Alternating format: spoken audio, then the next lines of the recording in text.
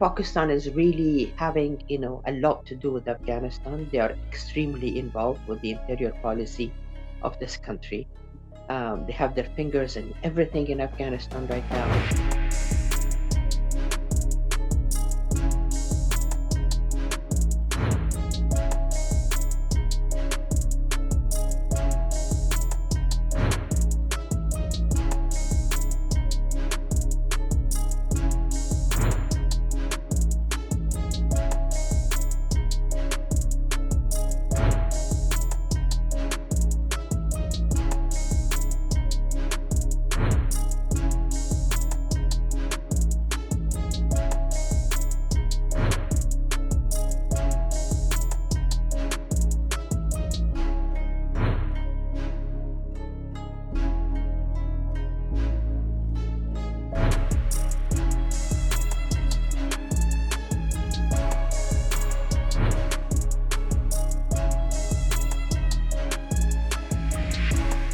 We are burying ourselves alive, we are killing ourselves, and we are destroying ourselves.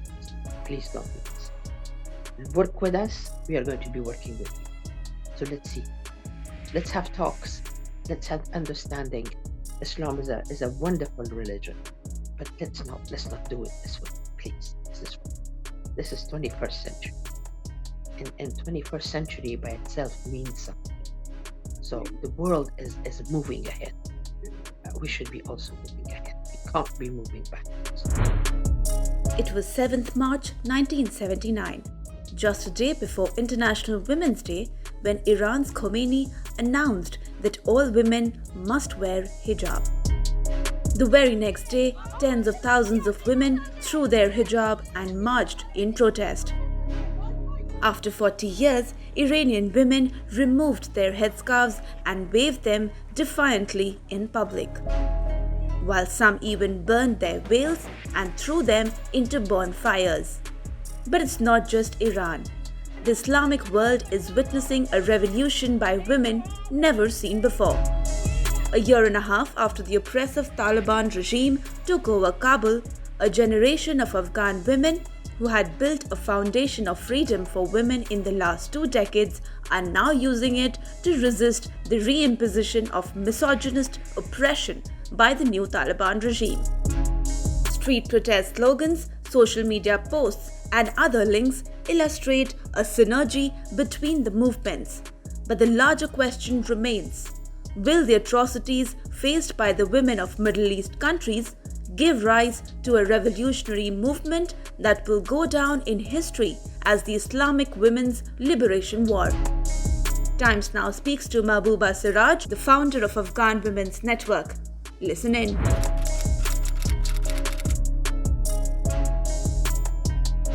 The only thing is that the nature of the Iranian and the Afghan, struggle are rather different. Because, don't forget the population, the group that is doing this in Iran, and the support of the men of Iran next to the women is very important, and is showing. In Afghanistan is not such a thing. In Afghanistan, the men are not standing next to their women. And for that matter, the women of Afghanistan are completely alone. But in reality, having any kind of very much a resemblance, there isn't any.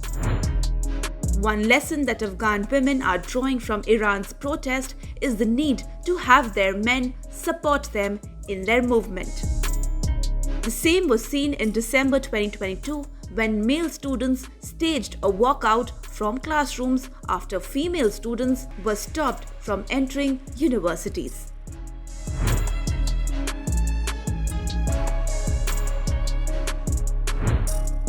The menace of terrorism has gripped Pakistan as it treads carefully on the double-edged sword between insurgents of Tehreek-e-Taliban Pakistan and Baloch militants.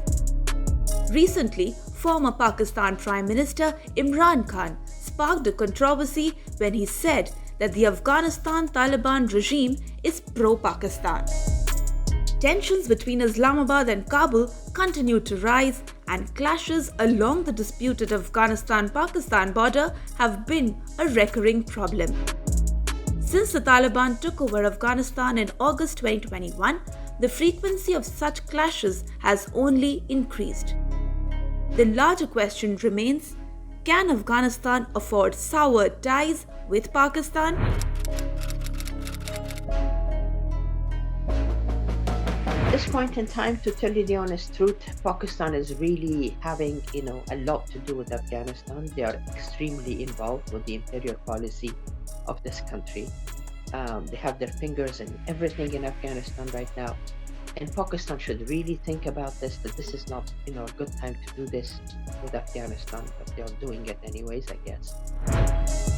Although Pakistan downplayed the border clashes, calling for a diplomatic resolution, the issue of unrest in Pakistan's Pashtun belt has become too long to be brushed aside.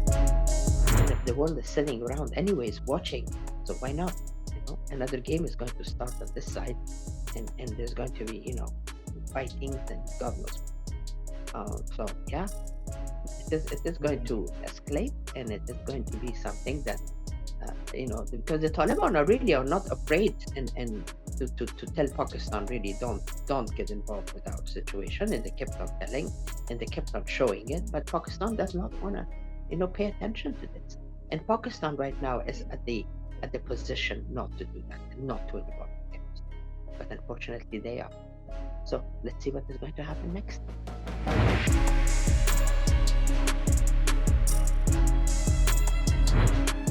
In September 2022, women protesters carried banners that read, "Iran has risen, now it's our turn."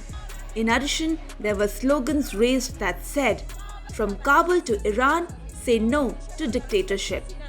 But the Taliban snatched the banners and tore them in front of the protesters.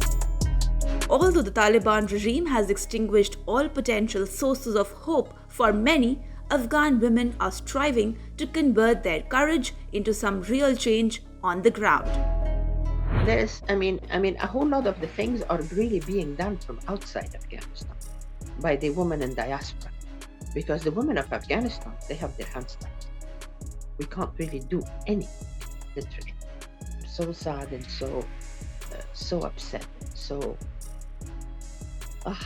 I am, but I haven't given up.